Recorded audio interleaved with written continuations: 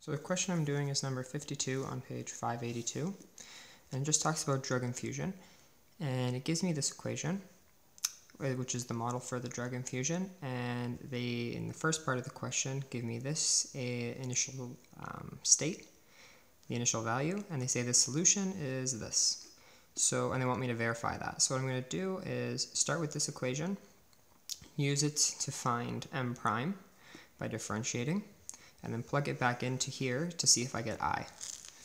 So to do that, I'm going to start with the equation that they gave me as the solution, so m of t, and that equals 1 I over k 1 minus e to the negative kt. Okay, so first, just to make it a little easier, I'm going to expand the brackets. So that's going to give me that.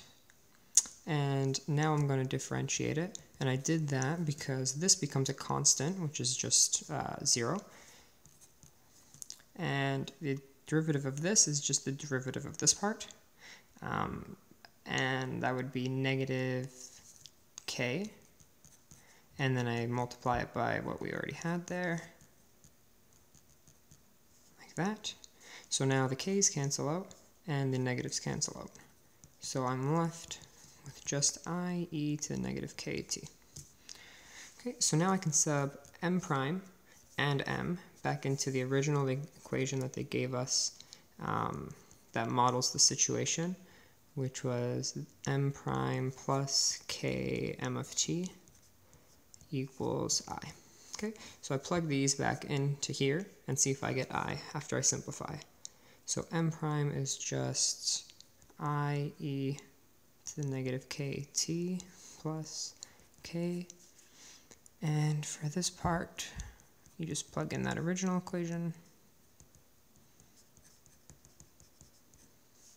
Okay, so now over here my k's are going to cancel out, and I'm also going to distribute my I, so I'm going to be left with, so that stays the same, I'm going to be left with I minus I e to negative kt.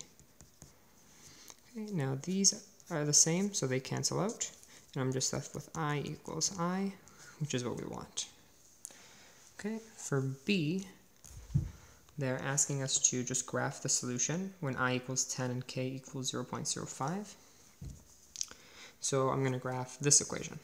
So we're just going to look at that equation.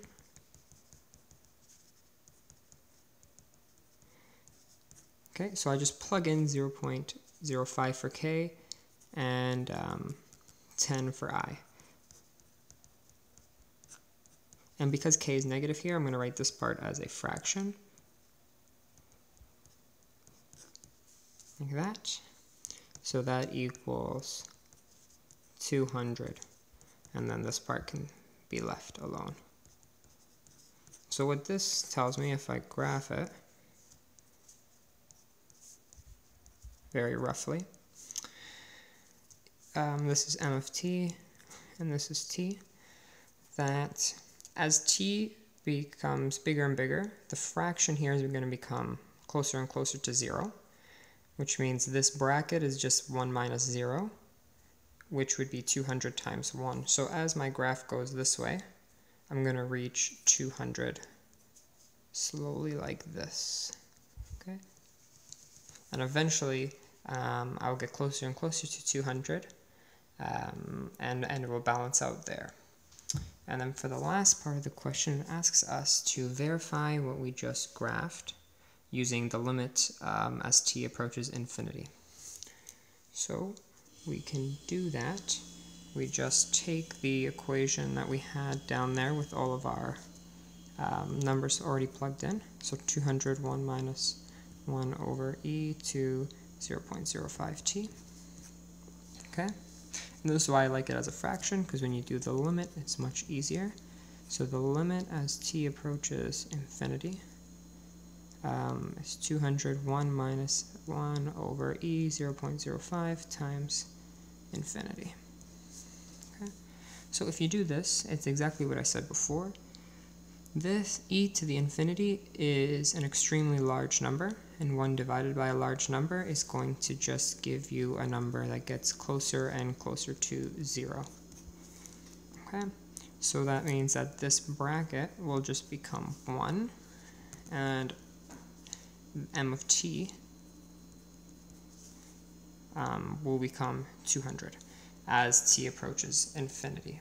So this verifies what we had over here, which shows that as t becomes infinity, our y value, so our m of t, will get closer and closer to 200. And that's the whole question.